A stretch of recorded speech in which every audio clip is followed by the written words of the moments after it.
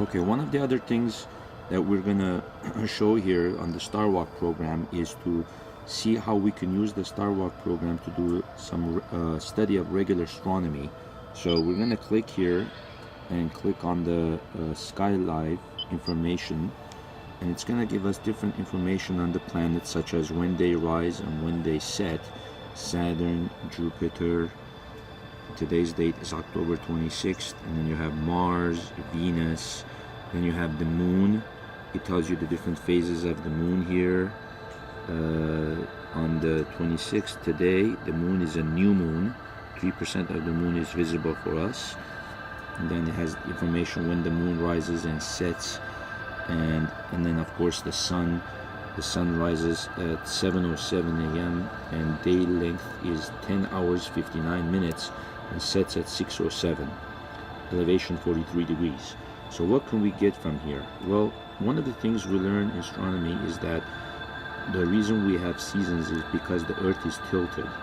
This tilt causes the number of hours of sunlight to decrease as we approach December 21, because on December 21 the Earth is tilted most away from the sun. On June 21 the Earth is tilted most towards the sun, and we receive the most number of hours of sunlight. So if I just click here the days, all I have to do to go forward is just click here with my finger, go to October 27, go to October 28, and then over here you will see the number of hours of sunlight should be decreasing as I go to October. This is October 30. Day length is 10 hours 50 minutes and 10:48. So now we have reached November 2nd, 2011. Now it's 10 hours and 46 minutes, and I'm gonna keep fast forwarding it. You could see 10 hours 32, 10 hours 30.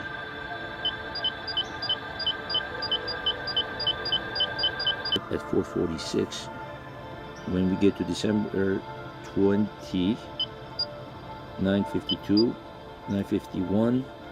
Now we're at December 21. December 21. So this is called winter solstice, and we have the shortest number of hours of sunlight.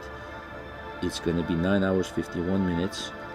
Okay, now if we keep forwarding one more day, it stays roughly about the same, and then goes back to 9:52. So by December 24th, which is Christmas, the number of hours of sunlight starts to increase over here.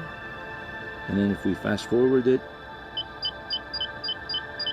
it starts to increase. What's going to happen when we get to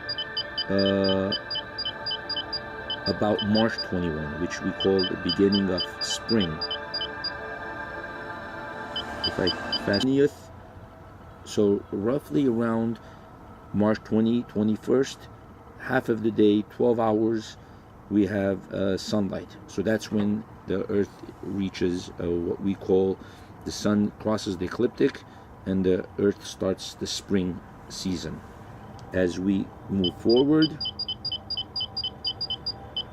the number of hours of sunlight increase, and then when we get to summer solstice, it's still increasing. We're June 21st now. June 21st, 2012, and then the number of hours of sunlight, 14 hours 26 minutes. Sun rises 5:41 a.m., sets 8:08. If we go forward, it doesn't change a lot, then it goes back down, 14 hours 25 minutes. So in Los Angeles, the longest hours of sunlight is 14 hours and 26 minutes.